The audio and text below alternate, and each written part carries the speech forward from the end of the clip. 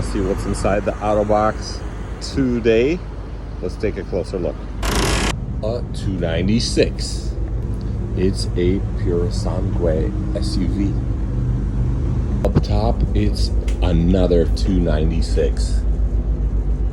And another one, a blue one. And then back there, it's a dark gray. Check out the interior. So yeah, kind of cool. Strapped down from jumping around, it's fine. And in the back we got a top secret. I guess it's not too top secret, it's just a car that will be out next year, but they're showing it at this place, so we're gonna see it when we deliver it.